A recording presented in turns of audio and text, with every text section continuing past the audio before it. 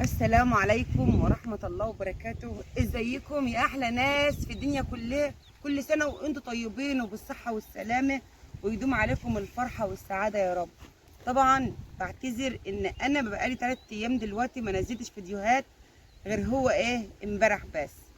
صلى على رسول الله وقول عليه الصلاة والسلام.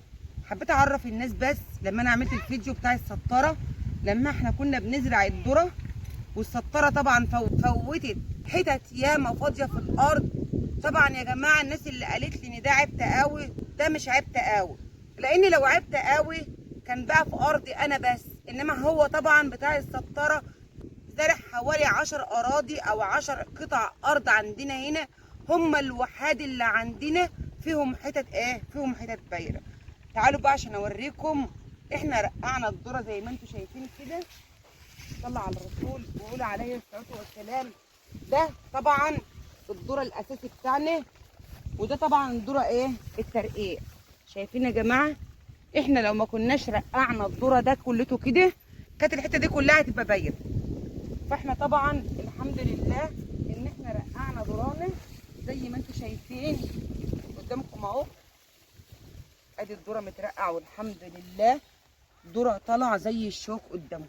وعايزه اقول لكم بردك على حاجه، ترقيع الذره ده يا جماعه انا ما رضيتش اشتري ذره من بره. يعني انا جبت ذره من اللي كان متخزن عندي في بيتي للطيور، وما رضيتش اشتري ذره من بره، وجبت رقعته زي ما انتم شايفين. الذره من ابسط الذره قدامكم اهو، وطالع زي الشوك قدامكم. شايفين طبعا الذره اهو.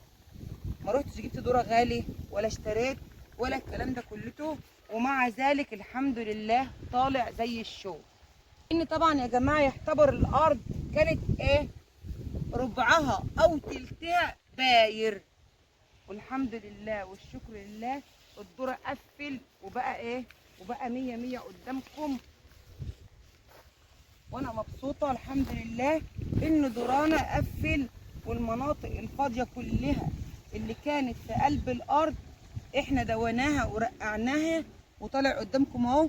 وطبعا هيتخل، يعني طبعا ده عودين، فانا لازما هبقى اشيل منه عود، بس طبعا مش هشيل دلوقتي الا لما الا لما يجمد ان شاء الله ويبقى ويبقى حلو.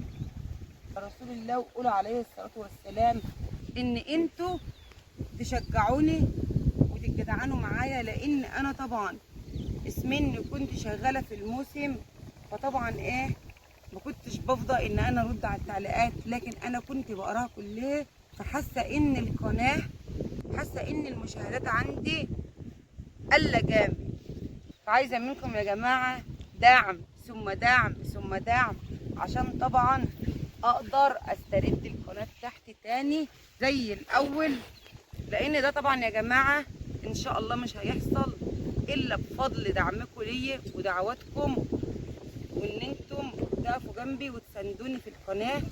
لا، عشان هي طبعا مش قناتي لوحدي، قناتكم انتوا كمان يا احلى ناس في الدنيا بحالها.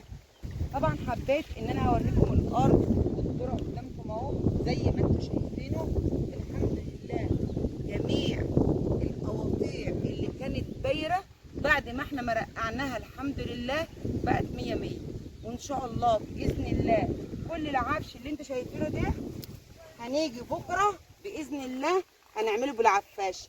العفاشه يا جماعه اللي هي طبعا بتمشي تحرق قلب الخطوط دي قدامكم، عشان خاطر كل عود عفش هي بتطلعه، لان هي العفاشه دي عباره عن حوالي 4 سنان او 5 سنان بتمشي كده وتاخد في قلب في قلب الارض بين الذره وبين بعضه، كأنها بتهرش ظهر المصطبه. يعني كأنها هي بتهرش ظهر المصطبه، وفي نفس الوقت بتطلع بتطلع جميع العفش اللي انتوا شايفينه ده. طبعا لسه ما نقناش ولا مره عفش.